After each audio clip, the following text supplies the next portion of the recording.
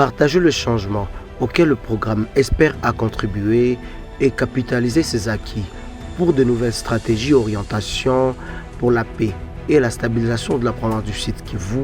Ceci était au centre de l'atelier organisé par VNG International et ses partenaires ce 1er novembre 2024 à Bukavu, autour de différentes couches de la population, dont la société civile, les cadres de ZTD, les autorités administratives, judiciaires. Ces derniers viennent d'évaluer les 4 premières années du programme Ensemble pour la sécurité et la paix à l'est de la RDC SPR. Pour Robert Wangachumo, coordonnateur de programme au sein de VNG International, c'était une occasion de s'approprier ce programme afin de relever les défis et se projeter dans l'avenir. 4 ans après, il a été important que ces deux partenaires se mettent ensemble, s'asseyent et essaient de tirer les leçons de tout le temps qu'ils ont mis à mettre en œuvre le projet. Et c'est ainsi que c'est carrément une rencontre de célébrer les succès et de réfléchir sur les défis et les opportunités à venir. Donc cet atelier a comme objectif global, c'est s'approprier, d'abord analyser les acquis et les changements obtenus grâce au programme ESPER, c'est les approprier et réfléchir dans le sens de la durabilité, dans le sens de la pérennisation des acquis de ce programme. Cet atelier va aboutir sur l'élaboration d'une feuille de route qui voudrait assez qu'on précise les engagements pris tout au long d'ESPER, quand est-ce qu'on compte les réaliser et au-delà du temps et qui vont en être responsables directs et indirects. Tous les changements qu'ils ont pu obtenir en termes des décisions prises pour diminuer les cas de banditisme, le cas de kidnapping, et là je prends les cas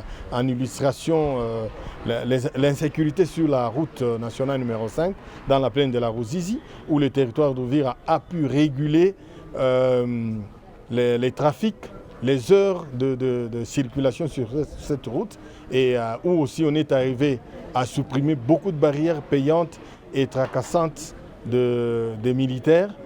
Dans son speech, le vice-gouverneur de la province du Sud Kivu, Jean-Jacques Elakano, indique que la sécurité est une affaire de tous. Nous avons fait une évaluation à mi-parcours parce que le projet a déjà mis 4 ans et il y a des avancées notables. Entre autres, nous avons désormais un plan de sécurité locale du territoire de Calais, du territoire d'Uvira et de la ville. Ça prouve à suffisance, grâce à ce programme, que les autorités locales ont pris conscience de contribuer au retour de la paix. Les gens ont tendance à penser que c'est le sommet. D'autres pensent que c'est le président de la République, Félix Tshisekedi, qui viendra ici chez nous pour restaurer la paix dans nos villages. Chacun est interpellé à contribuer au retour de la paix. Je suis de tel point. Qu'est-ce que je fais pour amener la paix? J'ai été investi d'un mandat, qu'est-ce que je fais?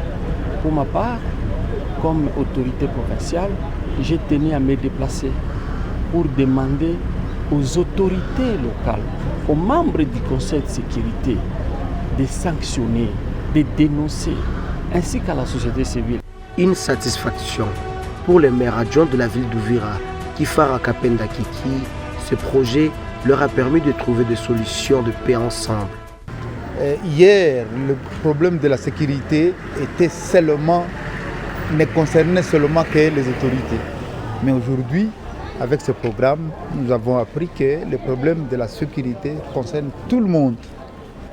Et voilà pourquoi exactement, aujourd'hui, en dehors des autorités, vous venez d'interroger la société civile, il y a différentes structures communautaires qui ont été impliquées pour qu'ensemble, nous puissions réfléchir comment chacun, dans sa responsabilité, peut contribuer à l'amélioration de la sécurité.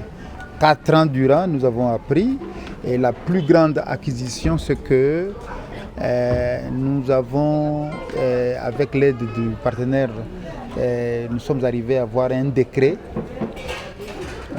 2244 qui consacre la tenue de réunions de comités locaux de sécurité au niveau provincial, au niveau des territoires et au niveau des villes. Et cela, ce sont des cadres qui nous ont aidés à pouvoir réellement apporter exactement certaines notions et à comprendre comment ensemble nous pouvons. Et aujourd'hui, nous sommes venus maintenant, nous sommes à la fin de ces 4 ans et nous sollicitons de pouvoir renouveler pour que ces programmes-là continuent, puisque si au niveau de nos autorités, nous avons déjà compris, il faut les ramener jusqu'au niveau de la base pour que exactement les problèmes de la sécurité soient des problèmes de tous et non seulement de certaines personnes. Même message de la part de l'administrateur du territoire de Kalehe, Maître Thomas Bakenga.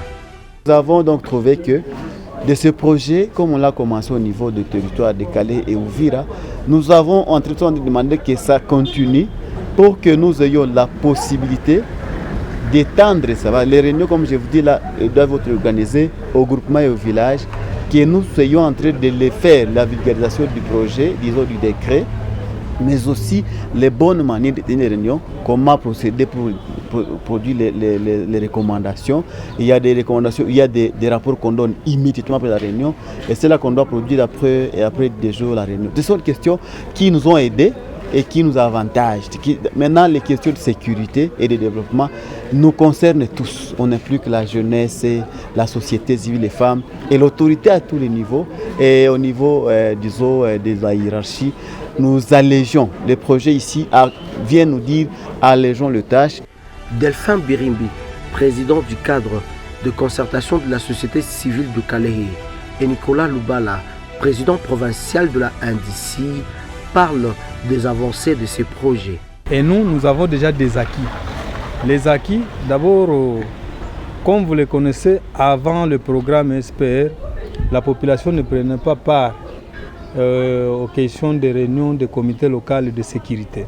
Là, c'était seulement le service spécialisé de l'État qui soit attitré de prendre part.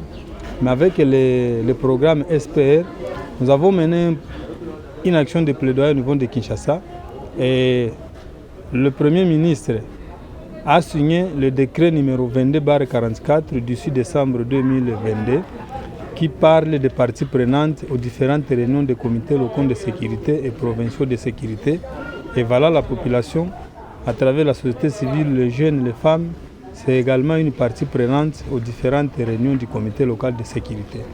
Et là, nous venons avec les recommandations des populations à ce qui concerne les besoins sécuritaires, pour fournir les éléments au niveau du comité local de sécurité où siègent presque tous les membres et où services attitrés de l'État, pour qu'ensuite les services attitrés puissent prendre des décisions en répondant directement aux différentes recommandations sécuritaires de la population. Donc ça, c'est déjà un engagement que nous sommes engagés depuis jusqu'à maintenant, mais également nous sensibilisons la population à travers les différents thèmes.